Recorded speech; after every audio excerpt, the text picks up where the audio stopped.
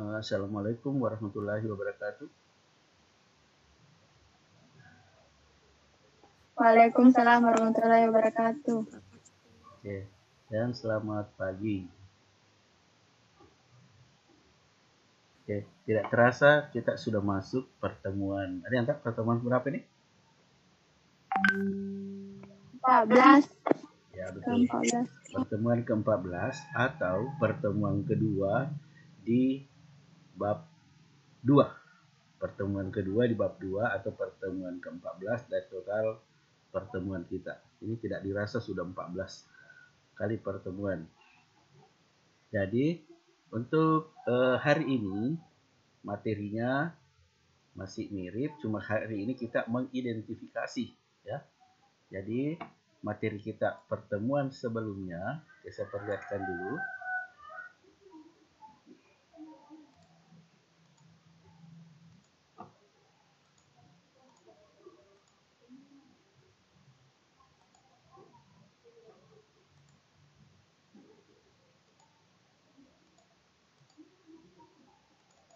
Nah, ini kita sudah masuk pertemuan ke-14 ya.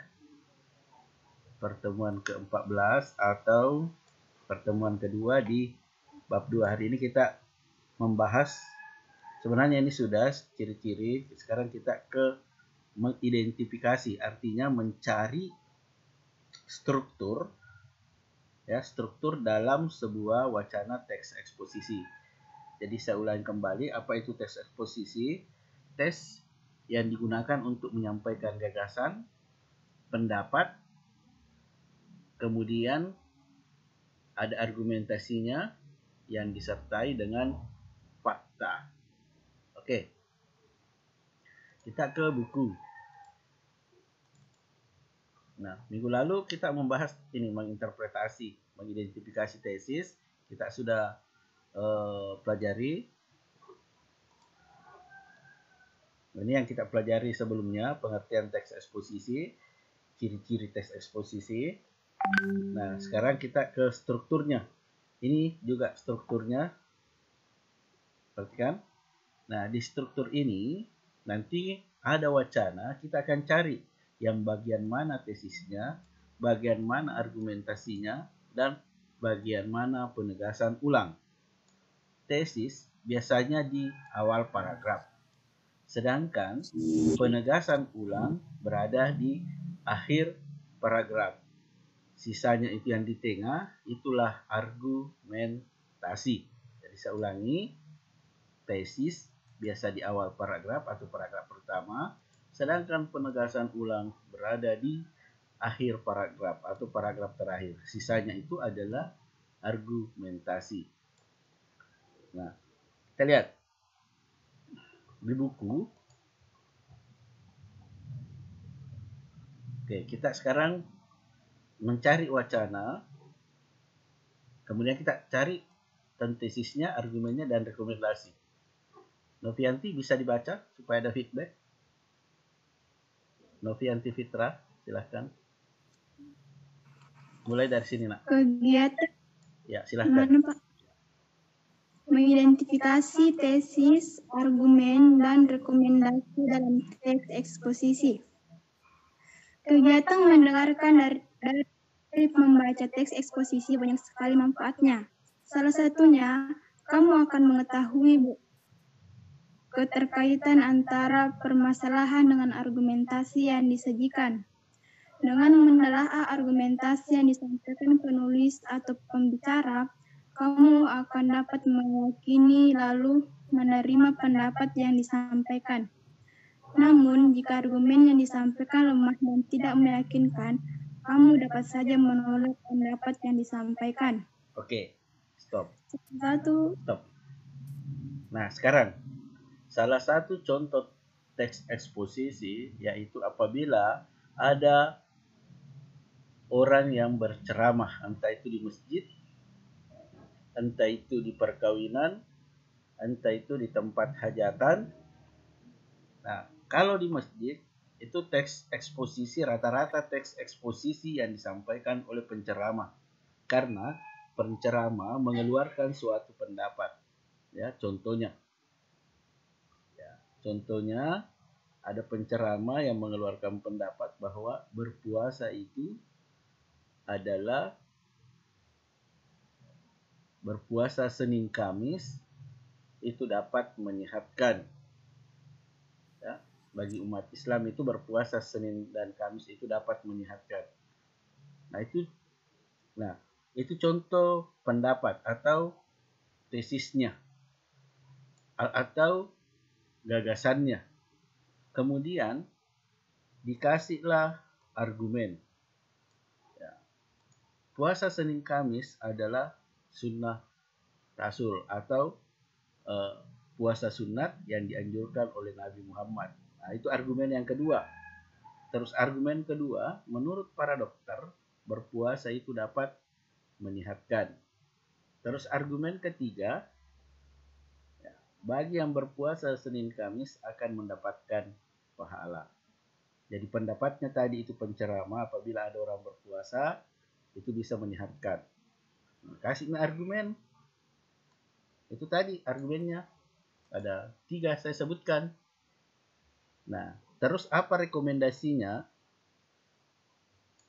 Ya, di paragraf terakhir, seharusnya bagi kita umat Islam melakukan puasa Senin dan Kamis.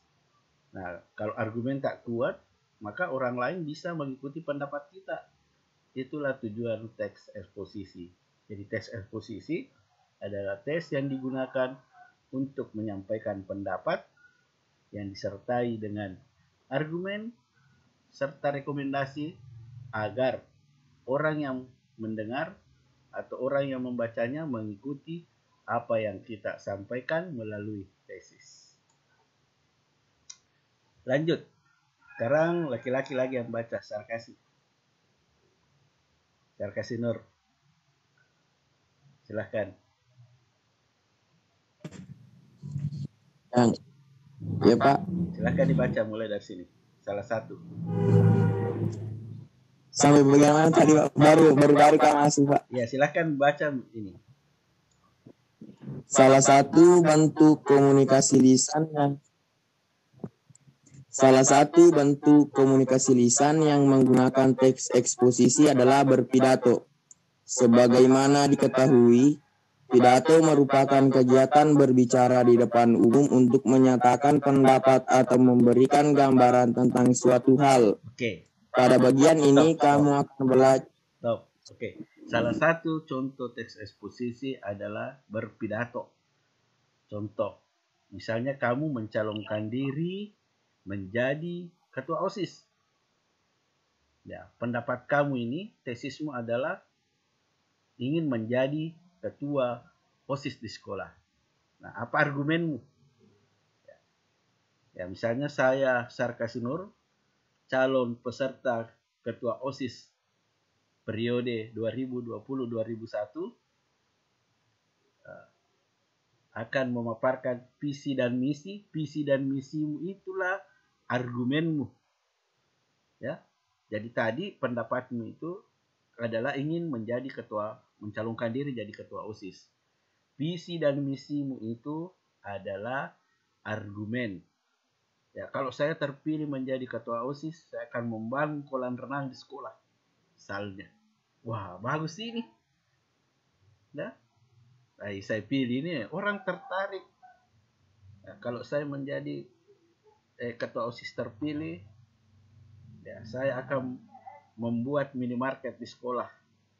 Wah, bagus ini biar tidak ke kantin.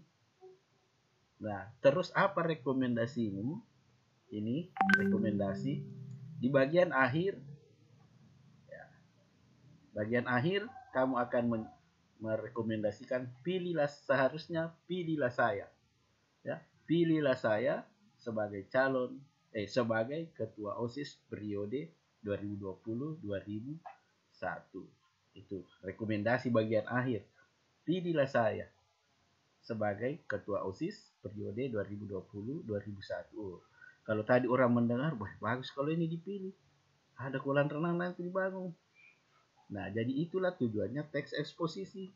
Mempengaruhi orang yang mendengarkan pidato kita atau membaca teks wacana kita. Nah, ini contohnya. Lihat. Oke. Sekarang perhatikan. Perhatikan, kita ke teksnya kembali. Siapa lagi yang bagus baca ini? Nur Hikmah. Pada bagian ini. Pada bagian ini, kamu akan belajar untuk memahami isi teks eksposisi lisan, pidato. Untuk itu, tutup bukumu dan dengarkanlah pembacaan pidato yang akan dibacakan guru atau temanmu. Untuk dapat menangkap maknanya yang baik, ikutilah petunjuk berikut. Ya. 1. Sebelum pidato berjudul Bahaya narkoba. Bahaya narkoba, cermatilah pernyataan umum berikut ini. A. Masalah apa yang dibahas dalam pidato tersebut? B. Apa pendapat pembicara tentang bahaya narkoba? C. Bagaimana cara pembicara memperkuat pendapatnya? D. Argumen apa yang digunakan pembicara untuk menguatkan pendapatnya? Ya, oke. Ini tadi baru-baru kita bahas. Ini ada contoh pidato. Kita lihat. Nah, anggaplah saya yang berpidato. Pidato saya, tesisnya, ya, menyampaikan pendapat saya ke generasi muda bahwa narkoba itu berbahaya. Jadi pendapat saya ini, narkoba itu berbahaya. Nah, kita lihat.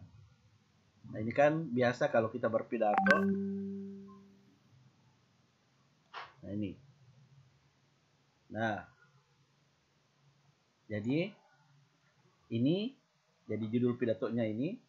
Nah, sekarang tesisnya atau pendapat saya ini, narkoba menjadi ancaman yang sangat mengerikan bagi ini, manusia, generasi muda. Nah, ini pidatonya mulai dari sini. Nah, ini adalah argumen pertama sampai di sini. Dan ini argumen kedua. Nah, ini argumen ketiga. Nah, terus apa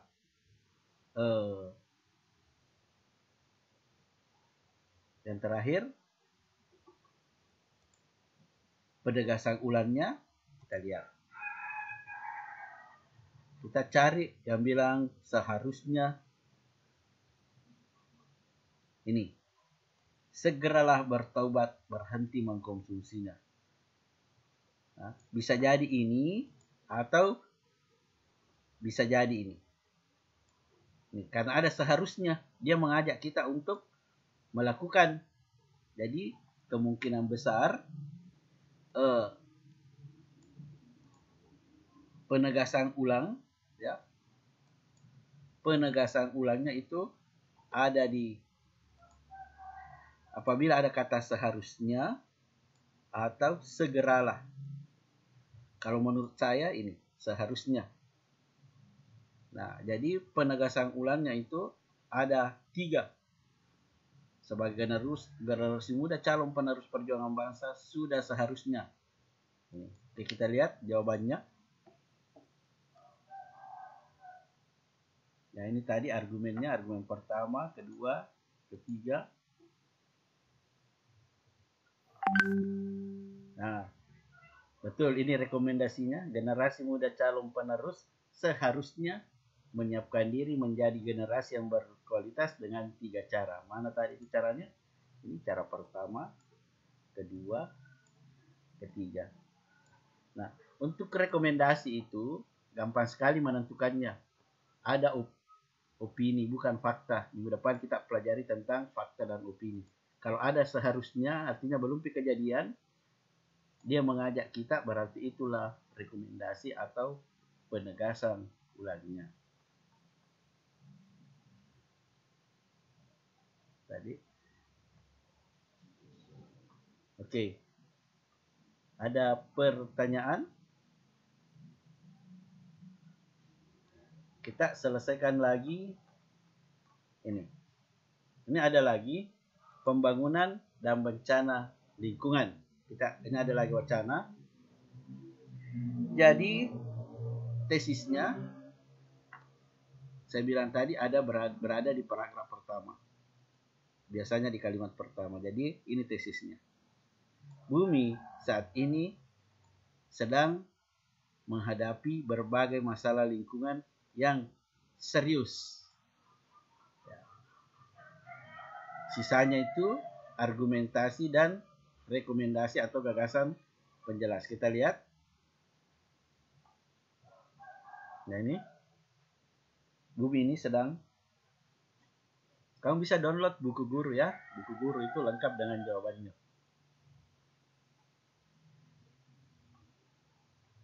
Nah, pendapat yang disampaikan. Ya, ini betul. Ini tadi bumi saat ini menghadapi permasalahan yang serius. Ya, argumen pertama itu tadi ada 6 kerusakan alam pada tahun. Nah, rekomendasi kita lihat sini. Cari lagi yang opini. Ya ini, Mas. Biasanya berada di paragraf terakhir khusus penegasan ulang, ya, atau rekomendasi. Nah ini, masalah lingkungan di atas merupakan masalah serius yang harus segera diatasi. Berarti belum kejadian. Jadi mengajak kita untuk melakukan, berarti belum kejadian. Nah ini, kita lihat rekomendasi harus dicari solusi untuk mencegah bertambah buruknya kondisi. Ya, rekomendasi yang disampaikan penulis masih sangat umum. Sebaiknya solusi yang ditawarkan adalah tindakan. Kita lihat di sini tadi seharusnya segera. Oh berarti kalau kita melakukan berarti itu adalah sebuah tindakan. Jadi menurut di jawaban buku guru itu masih bersifat umum. Ini bersifat umum ini. Harus dicari solusi untuk mencegah bertambah buruknya kondisi bumi. Kita lihat di sini harus segera diatasi.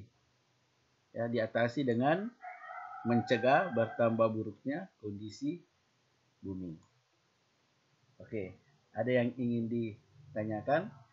Jadi gampang sekali ya, argumen itu biasanya berada di awal paragraf kalimat pertama. Sorry. Bukan argumen. Tesis. Ya. Tesis. Jadi tesis atau pendapat yang disampaikan atau ide yang disampaikan itu berada di paragraf pertama, kalimat pertama. Sisanya itu argumen. Nah, sedangkan rekomendasi itu berada di akhir paragraf. Biasanya itu menggunakan kata harus, segera, sebaiknya. Nah, ini tadi contohnya. Harus segera diatasi. Bagaimana cara mengatasinya? Ya, dengan mencari solusi untuk mencegah bertambah buruknya kondisi bumi. Oke. Saya kira itulah cara mengidentifikasi dari materi kita hari ini. Hanya mengidentifikasi, mencari. Ya. Jadi, mencari tesis, argumen, dan rekomendasi dalam wacana teks eksposisi. Tesis berada di awal paragraf, ya, atau paragraf pertama, kalimat pertama. Argumen setelah tesis ditemukan. Jadi argumen itu bisa argumen 1, argumen 2, alasan. Kemudian sama dengan visi dan misi. Tadi ketua OSIS ada visi pertama, kedua, ketiga. Nah, rekomendasi itu biasanya cuma 1. Pilihlah saya menjadi ketua OSIS kalau ingin dibangunkan kolam renang. Ya. Kemudian jadi menggunakan konjungsi seharusnya, sebaiknya, ya, semestinya, menggunakan kalimat opini. Nanti minggu depan kita bahas tentang kalimat fakta dan opini. Ada yang ditanyakan? Wah, banyak yang hadir hari ini. Nah, sekarang kalau tidak ada, kita cek siapa yang sudah ikut remedial. Ya. Kita cek dulu. Karena saya lihat masih ada yang belum remedial. Remedialnya masih bertahan 4 hari ya. Setelah lewat 4 hari kalian tidak ikut remedial. Nah, ini temannya yang belum. Ini yang belum. Ini yang belum ikut remedial. Ini. Kita lihat apakah ada yang sementara mengerjakan. Oh, 0, tidak ada. Yang selesai 16. Namun, selesai itu harus mendapatkan skor ini. Harus diulangi sampai mendapatkan, misalnya Andi Apipa. Nilai pertamanya 24. Apakah ini Andi Apipa sudah mendapatkan nilai 100? Gampang saya cek. Atau nanti juga saya umumkan. Kita lihat. Oke, betul. Andi Apipa sudah mendapat nilai pertamanya 24. Setelah dia ulang 9 kali, alhamdulillah bisa mendapatkan nilai 100. Nah, kita cek lagi Inca Nurhalisa. Apakah Inca Nurhalisa berhasil menuntaskan sampai mendapatkan nilai 100? Oke. Inca mengulang 10 kali. Tidak apa-apa. Ya. Oke. Tolong diberitahu temannya yang belum ikut remedial, langsung saja buat akun Paper School, kemudian gabung di kelasnya, soalnya muncul. Tinggal 4 hari lagi hilang. Oke, ada pertanyaan? Sebelum saya tutup? Oke, tidak ada ya. Kalau tidak ada pertanyaan, nyalakan video tak, saya absen.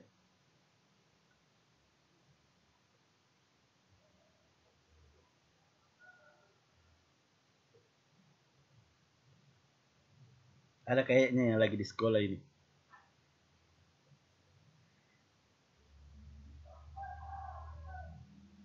Yang sium usar siapa lagi? Oh, Rizky. Ya, Rizky lagi di sekolah ya. Oke, silakan. Ya, Pak.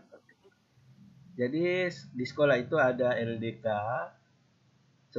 Saya juga mendapatkan mandat membawakan materi. Tadi saya disuruh masuk jam 2 karena Ibu Nurmi sakit. Tapi saya belum siap, saya masih di Pinrang. Insya Allah saya masuk besok. Alia, tolong nyalakan video tanah. Alia, supaya bisa saya absen cepat. Alia Naila Sahwani. Oke, Alianya mungkin konser di dapur. Saya absen ya. 1, 2, 3.